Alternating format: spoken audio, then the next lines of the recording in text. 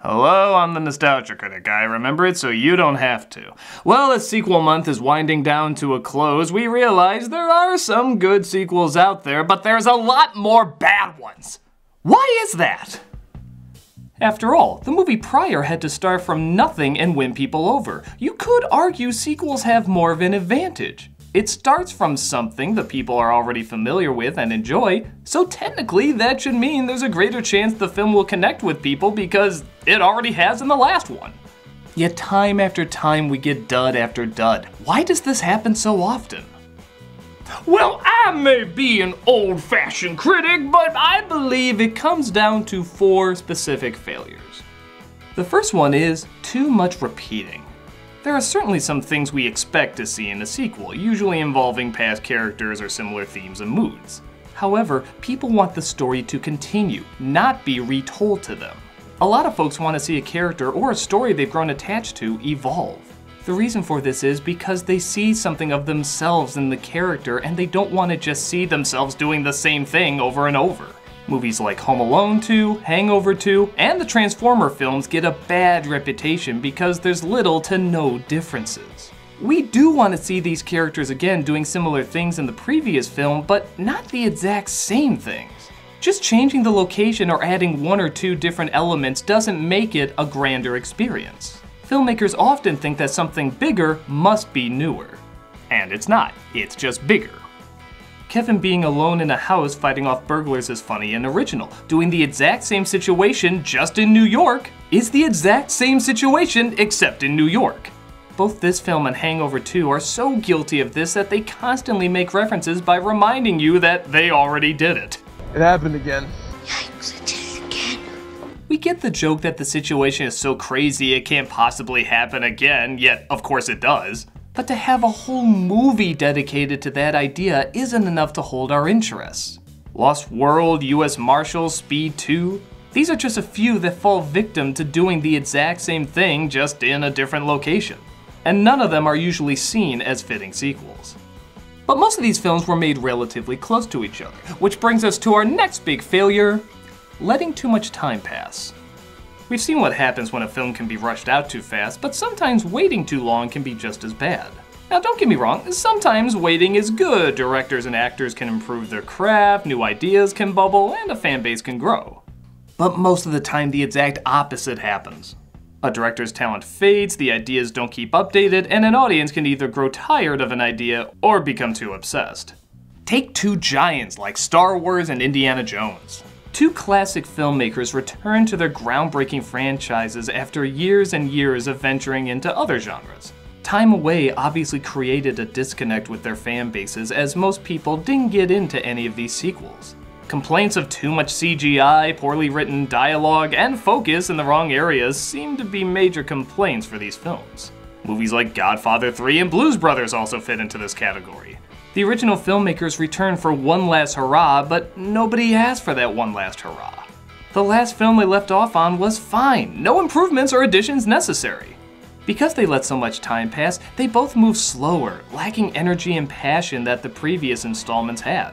Possibly from the very real fact that the people just got older, the directors, writers, and actors. Many performers can get better with age, but as with most people, age can slow you down very easily and not keep you open to what's new and also appealing.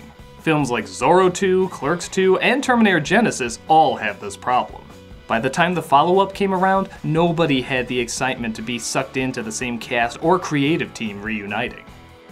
Which I guess ties into the next big failure, not understanding the source material. We've seen this happen a lot with the Batman movies, constantly going from award-winning game changers to laughably lame misfires. The creative team for Dark Knight Rises, Batman v Superman, and especially the Schumacher Batman films often missed what we like to see with one of the most treasured superheroes of all time. Sometimes they focus too much on jokes, other times they focus too much on blowing people away, and recently they focused too much on Batman blowing people away. But while these films do still have some crowds who will defend them, films like Son of the Mask, Blair Witch 2, and Exorcist 2 do not. These are all movies that attempted to give a sequel that in some way tied into the original, but completely missed what it was about the original that grabbed people. Son of the Mask tried to be too ugly and obnoxious. Blair Witch 2 tried to be too complicated and weird. Even the director of Exorcist 2 admitted he didn't like the original that much. Is that such a good choice for someone to direct a follow-up to one of the most popular horror films of all time? Films like Wolverine or the Matrix sequels also didn't connect well with their fan bases, claiming they were too different from the original that they love. Oftentimes, they either try to do too much or too little, either throwing a ton of story and characters at us, or not enough for us to make any kind of connection. And, not such a big shocker, absolutely none of these films that I listed made any goddamn sense. But probably the biggest problem that most people don't list doesn't even have anything to do with watching the film, it has to do with making the film. Not having enough time. Even if there's a long gap in between making movies, most films are still bound with a due date. There are exceptions with films going over budget and over time, but the fact remains it also has to come out at a certain point. Often you don't have enough time to find the appropriate actor, or enough time to convince someone of the actor who would be better for the role. Commonly, a location can only be used for a certain number of days or hours, meaning not everything can be shot as intended. Other times, there just aren't enough test screenings to figure out what to fix before the release date, or time to go back and make the changes needed. A movie can even come out at the exact wrong time. It's a Wonderful Life bombed at the box office because it didn't come out around Christmas. UHF, despite previews going fantastically, came out during the biggest blockbuster summer in years. Sin City 2, despite it being just as cool as the first, simply waited too damn long to keep the energy up. Sacrifices always have to be made when making a film because of time. Sometimes those sacrifices work out in the long run, but other times there's just not enough to convince someone what a film does or doesn't need.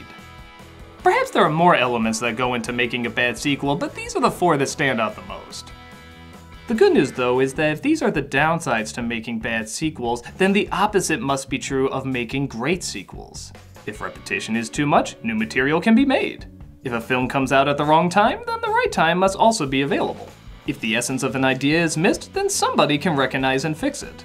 And if someone's not willing to give enough time, there's someone out there who's willing to give more than enough time. Sadly, it's easier to destroy than it is to create, but creation is what we value and often reward more. It takes more effort because it's difficult to do. Thus we remember and respect them more because they delight and surprise us. It's good that there's more bad sequels than good, because if we had more good ones, we'd be spoiled. We wouldn't appreciate the hard work of the good ones, nor praise them when they blow us away with their imagination, restraint, and ingenuity. Are we ever gonna get more good sequels than bad? Probably not. But honestly, that might be the perfect way to have it. If we always knew the next one was going to be good, then there'd never be any surprises in the next part of our thrilling story. I'm the Nostalgia Critic, I remember it so you don't have to.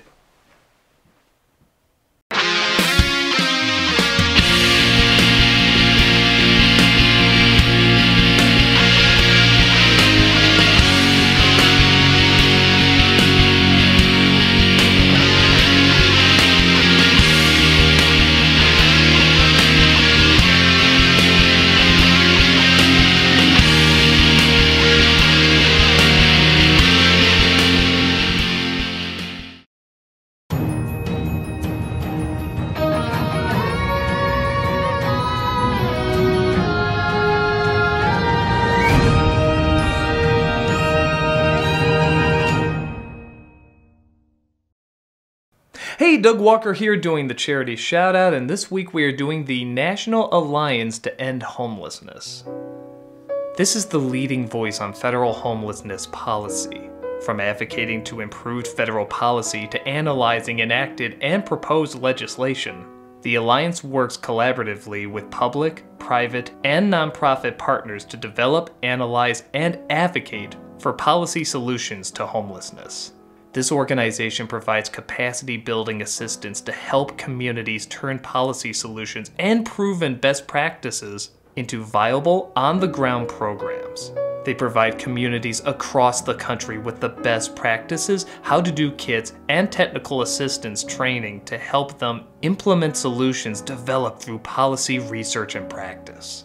If you go to their site or their YouTube channel, you can not only see all the people that are helped out through this, but you can see all the various ways and strategies that they're using to stop homelessness. to make it so that it's not a problem anymore. This is a serious issue that faces so many individuals and families, and you can help them get back on their feet and live the life that they deserve. Definitely check them out and see how you can help.